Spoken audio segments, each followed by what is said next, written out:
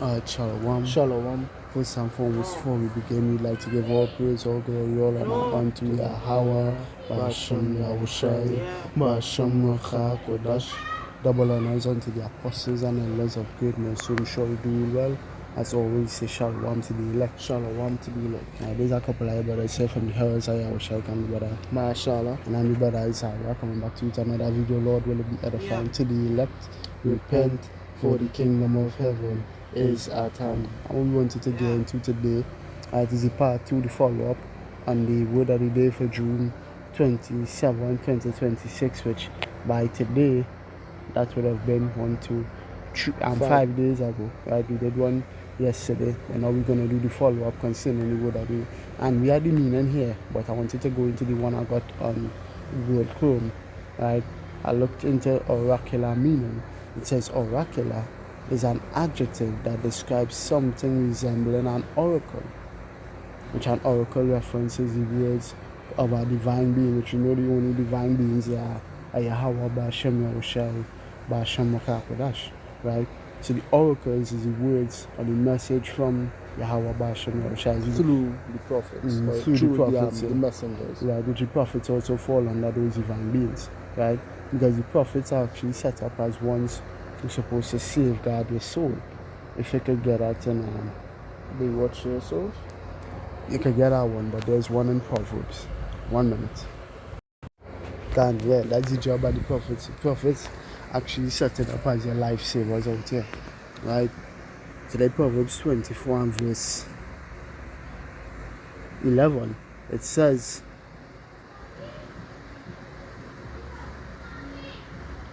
if thou forbear, meaning you refuse to, deliver them that are drawn unto death and those that are ready to be slain, which are the ones that are being drawn unto death and ready to be slain?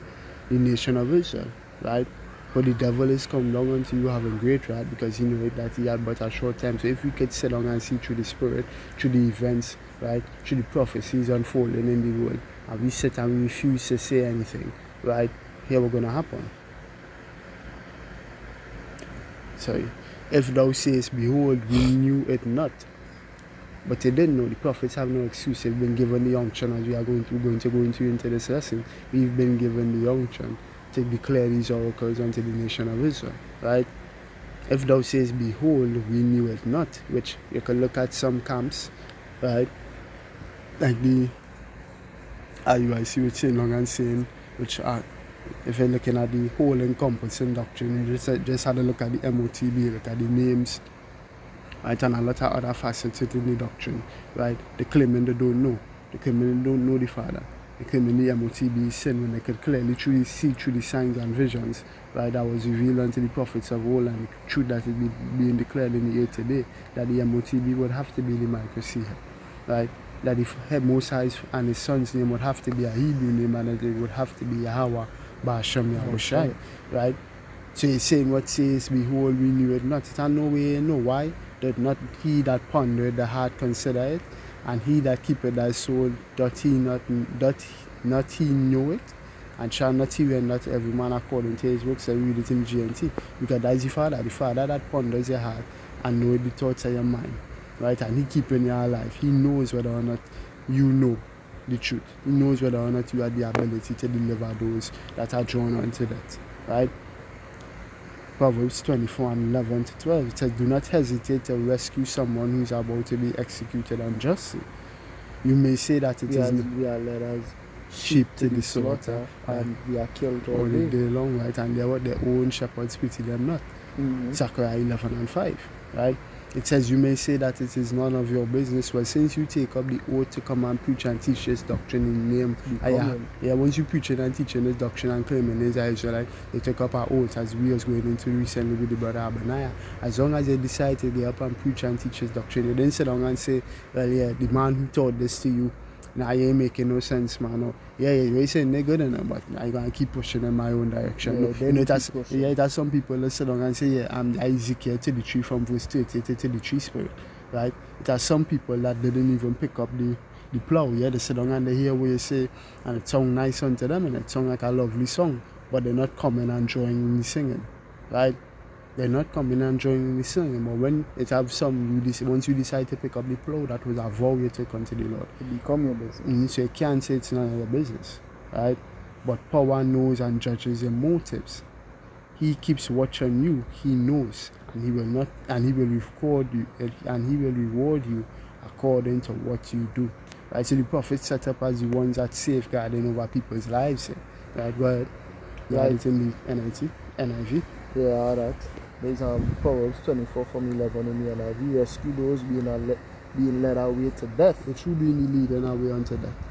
So you know. Revelation 16 and 10 says it. Right. Here's the patience and the faithful saints. Right, he that leadeth into captivity shall go into captivity. He that killeth with the sword must be killed with the sword. So, And being in captivity, we know one of the things we'd have had to suffer there was death, whose possessors slay them, as scriptures would mention. right, and the sword is bringing the death upon the nation of Israel. What is the sword representative of in this time? The MOTB, or if you applying it to this verse, the MOTB. Because that taking the MOTB will lead to Revelation 14, 9 and 10. Right. It must be put to death. Right. Hold back those staggering towards slaughter. So you're supposed to literally hold them back. Now we're not forcing nobody, we're not going there and telling them and shaking nobody up in the streets and frustrating anybody to come and listen to anything we have to say. But the hold them back is by us declaring this message. Right? Us declaring this message unto the four corners of the earth, letting you all know MOTB is in microsea. Do not take it. That is the hold them back. And trying to deliver you away from the slaughter, because yes, you're going to be slaughtered by Esau and Edom. Make no mistake concerning that. But the real slaughter you want to escape is that second. I had it right here, The second. Let's go ahead. It's the book of Ezekiel 36 and reading from verse 5. And you can add Isaiah 34 and 5 as well to back it. Sorry, there's not this. There's Isaiah 34 and he had a slaughter. Yeah, that was the same one I was thinking of. Yeah, Yeah, but I it's could be Isaiah wrong 34 with and it. 5. Yeah, the book of Isaiah chapter 34 and reading from verse 5, for my sword shall be bathed in heaven. Check. Yeah, same Oh, as check. is It's like that 4. 4. And all the hosts of heaven shall be dissolved. 5. Yeah, Isaiah 34 from 5, for my sword shall be bathed in heaven. Behold, it shall come down upon Idumea and upon the people of my curse to judgment. Right, so it's something like this mirror judgment, this centerpiece show is meant for Esau and Edom. Right. But go ahead. The sword of Yahweh is filled with blood. It is made fat with fatness, and with the blood of lambs and goats. Right, the lambs and the goats. Right, so the Israelites are also going to partake in that sacrifice. Yeah. They're going to be, because if they didn't come and accept the sacrifice of Yahweh, blood is going to be shed at your expense, and the only way that blood could be shed, or the blood could be shed for remission of sin, is you could get Numbers 35 and 33. Right? Land must If be you didn't cleansed. accept the sacrifice Yahushua came here and gave to you 2,000 years ago, and how we know whether or not you accept it? We're not everyday average Christians. You just sit down and say, yeah, my life, I'm dead and my life is in Mashiach, and I'm Mashiach Christ, and God knows my heart, and Jesus is my man, as some of you might like to say, and the last stage of our whole is a church woman. You know, all of these things, that is not giving your life over unto the Messiah. Right? Doing this work is giving your life over unto the Messiah. Your life is not being made a prayer in that current state that you are in, and you continue, you know, because our lives are made as a prayer. Every time we go out into the highways and byways teaching this doctrine, There's a risk of there's death. a risk of death. Every video we do here, there's a risk of death. Even recently, a man was put behind bars locally in Trinidad and Tobago for disrespecting the Prime Minister and calling her some slurs concerning her nativity. So she's an East Indian, and I'm calling her slurs concerning her being an East Indian, and he was put behind bars. How much more they're going to make us an offender for the world? How much more are we going to be made enemies for this world? Because we more than saying you're going to be put behind bars, and you're going to be put in chains upon the return of the Son of Man, but also as a result of the land of your nativity, speaking specifically to the nation that you originate from. If you're not from the nation of Israel, you're gonna be put to death. Forget these slurs, you're gonna die. So you see them slurs, he was put behind bars for those slurs, right? Or he was held for those slurs. They're gonna prosecute us for those slurs, God. right? Because the word which we preaching is contrary according to the word. So my thing is this: we put in our lives on the line to make sure you safe, right? So that's our sacrifice. Yahushua shed his blood, the sacrifice was made for us, and we reward him and show that gratitude towards him, because we can't keep the law to 100%. So we show that gratitude towards him, as we show that love towards him, the appreciation for the sacrifice he made towards him. How did he instruct us to do it? This work. John, if you love me, if you love John 21, right? Lovest thou me, Peter? Yeah, Lord, thou knowest that I love thee, feed my sheep. Lovest thou me, Peter? Yeah, Lord, feed my sheep. Lovest thou me, Peter? Yeah, Lord, feed my lambs. Right? So we putting our lives on the line and showing the appreciation for the sacrifice that Yahushua made. Now, those who don't do it, could get Numbers 35 and 33. So ye shall not pollute the land wherein ye are, for blood it defileth the land, and the land cannot be cleansed of the blood that is shed therein, but by the blood of him that shed it. Right, so if you're not accepting the sacrifice that which I made for you 2,000 years ago as an Israelite man, Israelite woman, Israelite child, your blood gonna be required at his hands when he comes here. Numbers, the Isaiah 34 and 5 as the brother just read. Gonna read that and finish. Right, right. And then you get back to the oracular meaning. Right, for my sword, so like verse 6, the sword of Yahweh is filled with blood, it is made fat with fatness, and with the blood of lambs and goats, with the fat of the kidneys of rams, for Yahweh hath his sacrifice in Bozrah, and a great slaughter in the land of Idumea. So the point I bring out that again is the Proverbs 21:11 in the NIV. Rescue those being led away to death, hold back those staggering towards the slaughter. There's a great slaughter coming at the hands of Yahweh, and we trying to save you from that. Like what we declaring this word unto and preaching unto you, Matthew 4:17, repent, for the kingdom of heaven is at hand. Because if you do that, you will not suffer at the hands of the Most High. God, read 12. Read 12. Sorry, Proverbs 24:12 in the NIV. If you say, but we knew nothing about this. But you can't say that in these times. There are too much videos. Right. Right. The internet has been made wholly accessible to everybody to view this doctrine. Right. You can't sit and say you haven't seen us on the street. Don't worry. We've done more works on the internet. Right. Even the works we've done on the street, if you ain't see you on the street while you're physically there, you're gonna see us on the YouTube. The literal works we did on the street goes on the internet.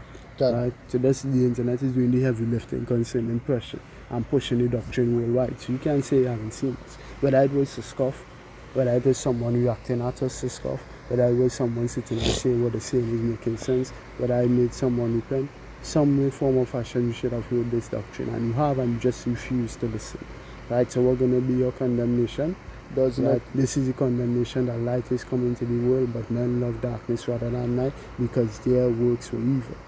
Right, so go ahead.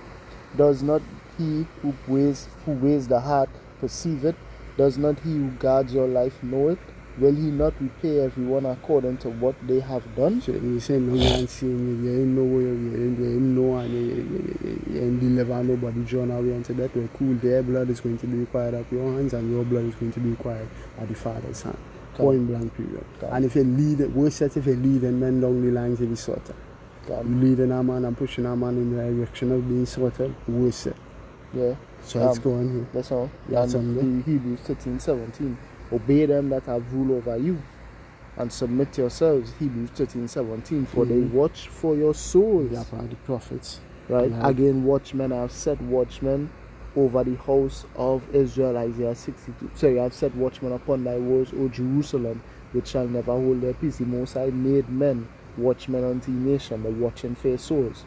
Right. As they must give account, that they may do it with joy and not with grief, for that is unprofitable for you.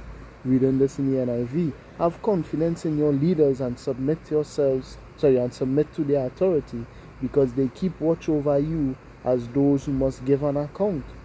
Do this so that their work will be a joy, not a burden, for that would be no benefit to you. Yeah. So let's continue here. Oracular is an adjective that describes something resembling an oracle. It refers to statements or predictions that are mysterious, prophetic, or ambiguous, yet delivered with an air of infallible wisdom. So there's the doctrine here. The doctrine mysterious unto the ones that don't know it. The doctrine is told in parables. Yahushua said it.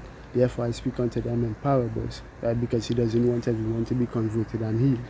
But he talks to his men plainly.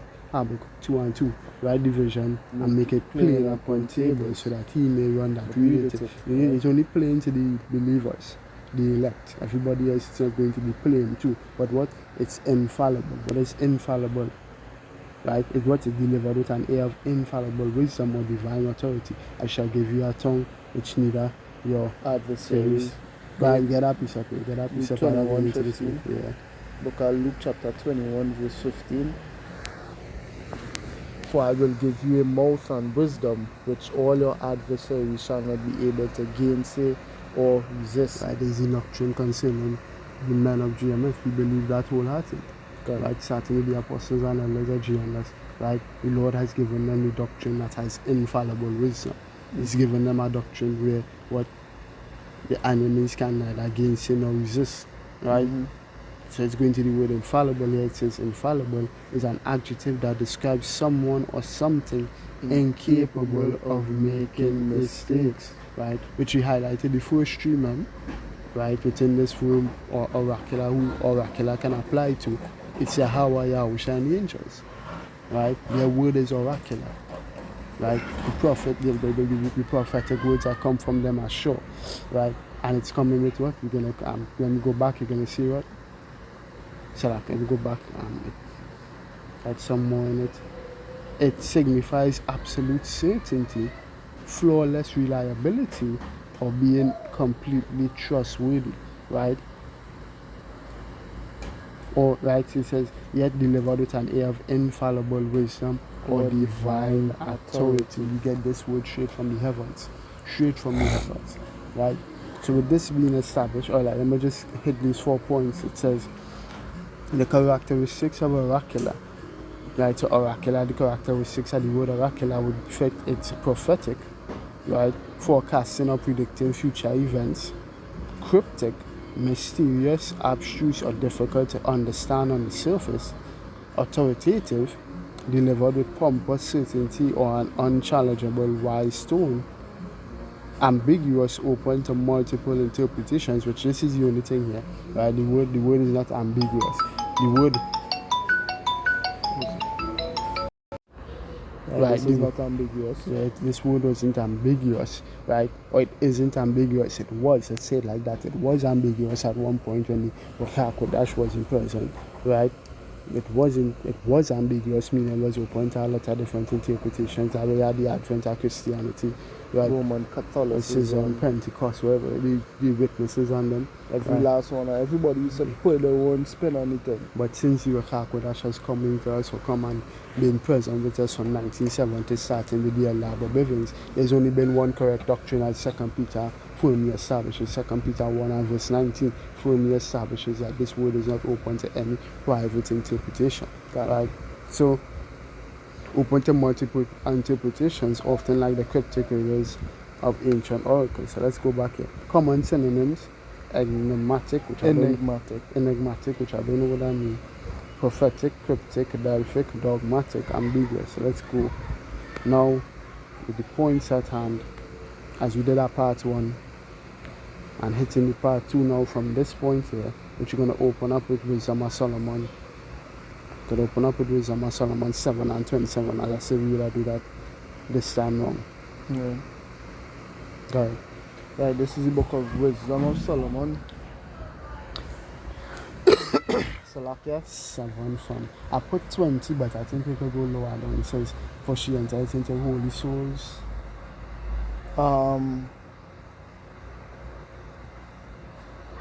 Where I could start though. So,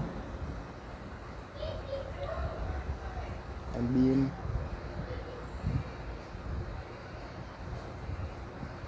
I could read from 27 on down. yeah, go ahead.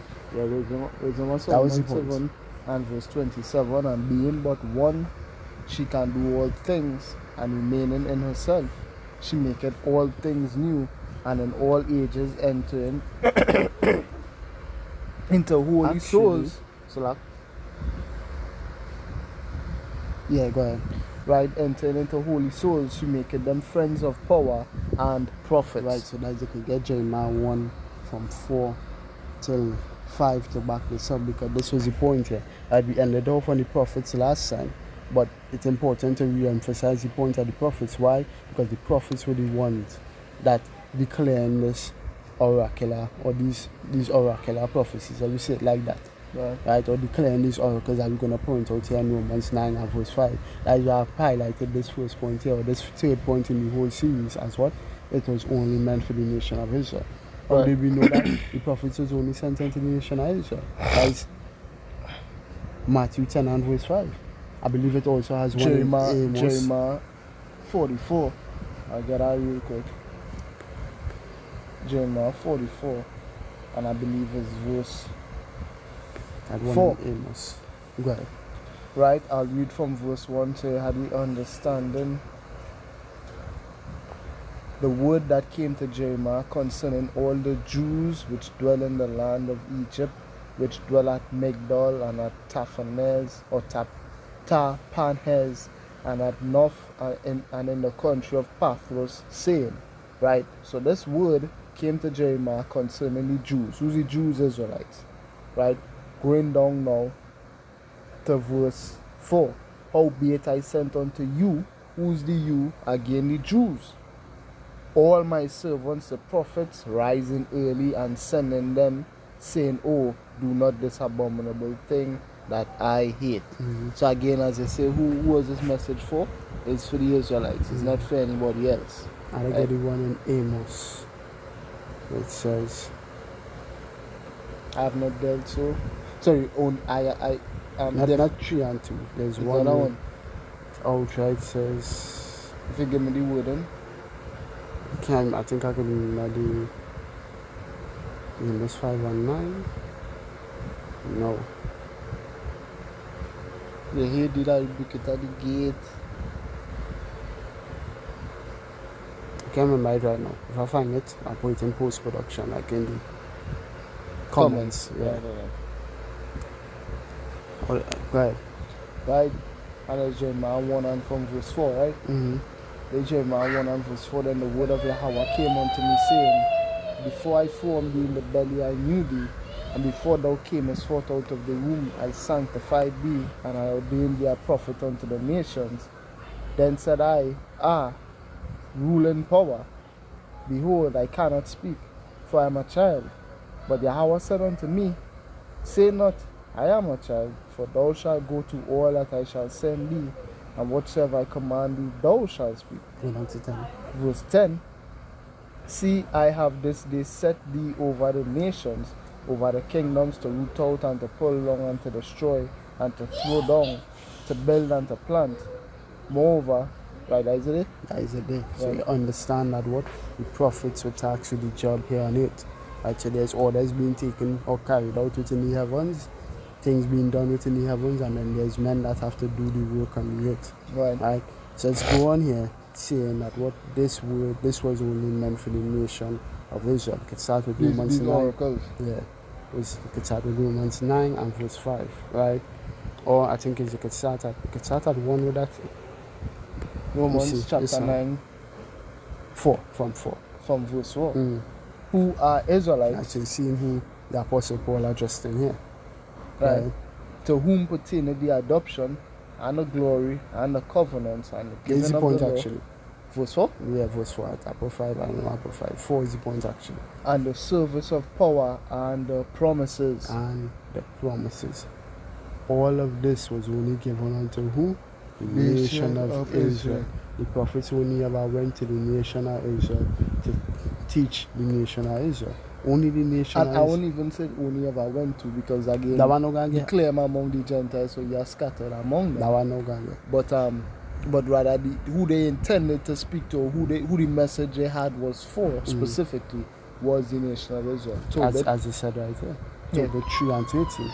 It says 13 what? And 3. Tawara, 13 and 3. It says what? Confess him before the Gentiles, ye children of Israel, for he had scattered us among them. So that word was only supposed to what? Soak within the mind of the children of Israel. You know, reason you're preaching in the other nation would be to get who? The children of Israel. When the Lord sent Jonah out into Assyria, into Nineveh, was who? To the children of Israel. As the book of Tobit proves, there were Israelites scattered in Nineveh. Right? So let's go on here from there, Deuteronomy 4 and verse 7. And you can get the precept in Baruch 4 where it says, do not give unto thee that which is profitable unto thee and to a strange nation. Right. It says, Deuteronomy 4 and verse. I'll start at 5. It says, behold, I have taught you statutes and judgments, even as Yahweh Ba'ashem Yahushua, my power commanded me, that ye should do so in the land whither ye go to possess it. Keep therefore and do them, for this is your wisdom and your understanding in the sight of the nations, which shall hear all these statutes and say, surely this great nation is a wise and understanding people. For what nation is there so great who have power so nigh unto them as the Lord Yahweh Ba'ashem Yahushua power is in all things that we call upon him for, which is a rhetorical statement, or a statement snared with traps, because the nations have no other power. The idols which the nations believe to be worshipping, they are in powers. They don't have any authority. They don't, as Jeremiah make mention of them, as simply dumb idols. Yeah, whose gods are yet no gods, Jeremiah 10. Mm-hmm. Right? So that's what Moses was asking, what nation is this? So the Most High himself said that had a nation changed their gods which are yet no gods, but my people have changed their power for something which do not profit. Which does not profit. So you understand that what this was only for the nation of Israel. The ways and how to operate was only for the nation of Israel. These oracles was only for the nation of Israel. Let's continue here. The Baruch, you want to have? Yeah, the Baruch. The Baruch 4. And you can read Matthew 10 and 5 as well. Yeah, Baruch 4 and 3. Give not thine honor to another, nor the things that are profitable unto thee to a strange nation. O Israel, happy are we, for the things that are pleasing to power are made known unto us. Which the oracles have been declared unto us. Yeah, the fullness of the oracles. It's for us. Right? This is only for us. Right? As Yahweh Shai going to confirm here in Matthew 10 and verse 5. But the scriptures say what is profitable unto thee unto a strange nation. When you read within Sirach, the scriptures say what? Do good unto the godly man. Do good unto the godly man. You give the ways, knowledge and understanding of Yahweh Ba'ashem Yahushua unto the heathen. Like we use Esau Edom for example. What Esau Edom going to do? He's then going to want to operate. He's then going to want to operate like the nation of Israel and oust them from being the nation of Israel. Esau Edom proved that given the opportunity, he would supplant the supplanters. That's what Esau Edom want to do. Don't give what is good for us, what is needed for us to know, what is our heritage, our laws, statutes, and commandments unto them, because they will supplant you, they will use it against you. Right? The scripture even had accounts of that, where the heathens wanted to help build the second temple under the time of Zerubbabel, Nehemiah, Ezra, all of those Israelites. But what they tell them as that's the answer you're supposed to tell the heathens is what? You all have Lot. Let me get that. Lot. Oh, no part in this? Let me see Lot matter. Let me see. Axe. No. Why went to ask what's that? Lot. Let me go yet. Let me click on Nehemiah. One. Then go here. Then go into Nehemiah. Wow. Let me see. Matter.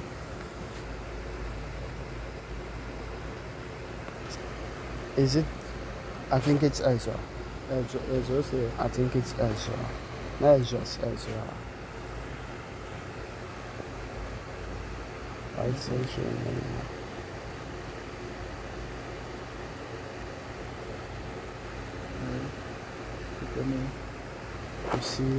you see part.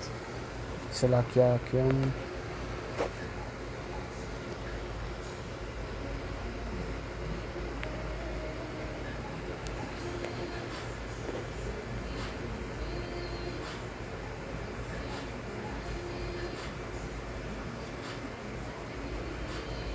Salakia. Can be found the account here. It's actually Ezra chapter 4, reading from verse 1. It says, now when the adversaries of Judah and Benjamin heard that the children of the captivity, which the adversaries of Judah and Benjamin is who? The other heathen nations. Proof of that, Nehemiah 5 and 9. Right?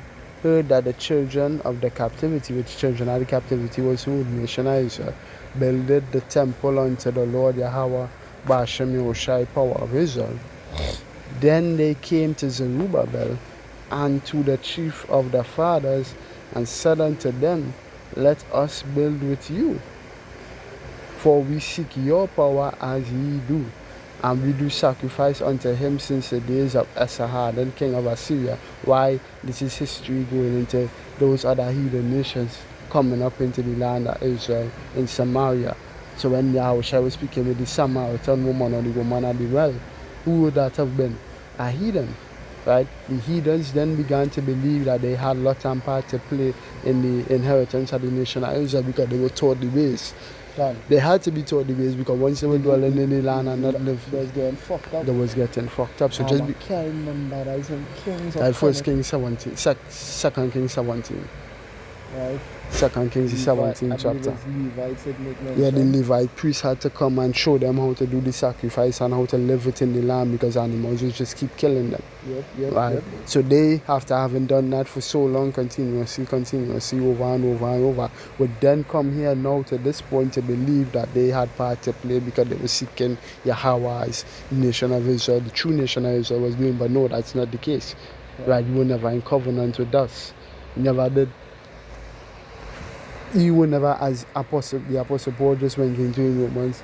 Kinsmen according to the flesh, you were not there. Exactly. Who are the Israelites to whom pertained everything that pertained to the nation of Israel? It's not for any of you. Because then, if you remove one here, as if when they're discussing the Most High, he's omnipotent, omnipresent, Omnipotent, omnipresent, and omniscient, you remove any other of them three O's, you can't be the other two.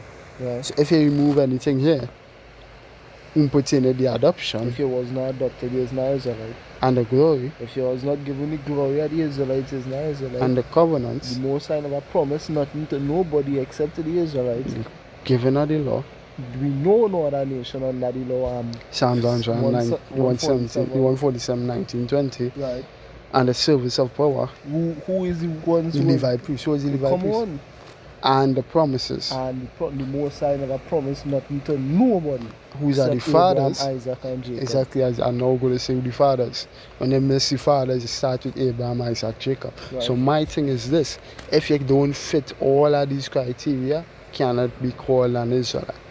So they were just given the law. Esau was given the law as well as Esau under the covenant. And They I would were like just to say, given the law. They were taught the They laws, taught but the law. giving of the law, the Most High never gave the laws unto the nation of Esau and Edom as statutes and commandments to keep. Right? It literally had a whole, I could say this, boy. It had a whole Contracts, I mean, let me say it like that. I would say that, for lack of a better term, organization, structure. It had a way in which the law was given unto the nation of Israel. Yeah. Right, had to be in the wilderness for them 40 years, grinding with Moses and Caleb and Joshua and the Levite priest Eliezer, Phineas, blah, blah, blah. You had to be numbered. Israel went through too much. Shit, boy. They went through too much for you all to come here and sit and say, yeah, you have part and parcel in this matter. You could just come and live in the land now just because we left it under slavery, and now you could just adopt the like mad thing. Yeah, we went through too much shit to get where we are right now to just give it on. That is why Baruch said, give not the things that are profitable unto the entire strange nation. You all were not there with us in the wilderness, and if you was there, you was there under slavery.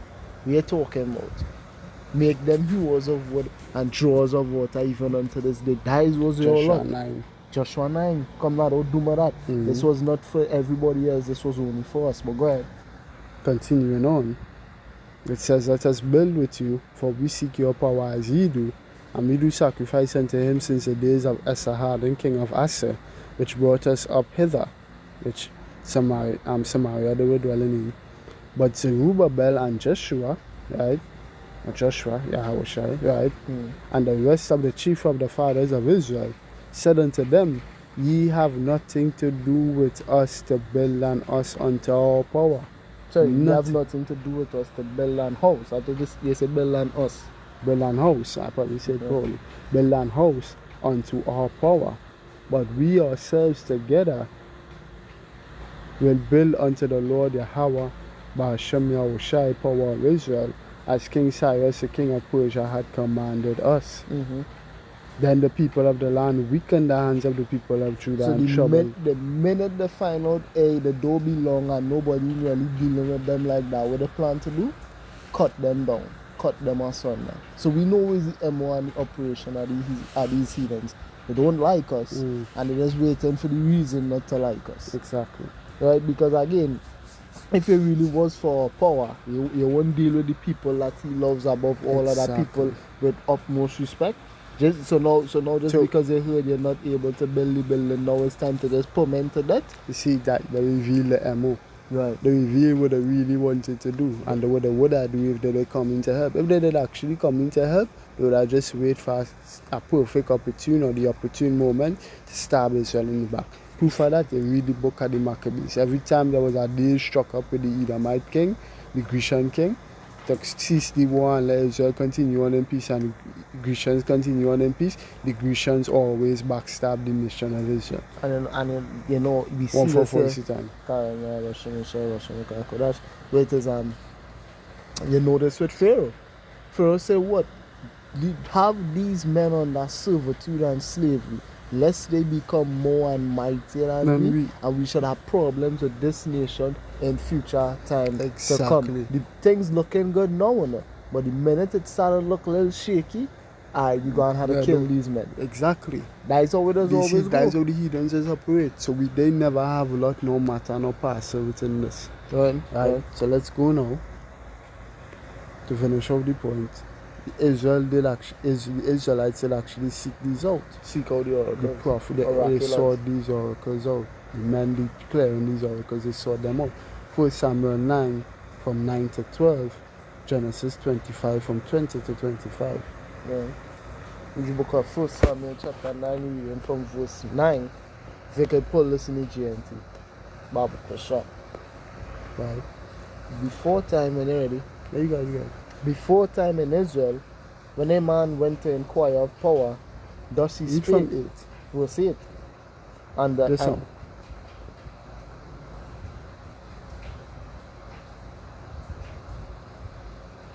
Verse 6. Verse 6. And he said unto him, Behold now, there is in the city a man of power, and he is an honorable man. All that he said cometh surely to pass. Now let us go thither. Suppose, or peradventure, he can show us our way that we should go. Then said Saul to his servant, But, behold, if we go, what shall we bring the man?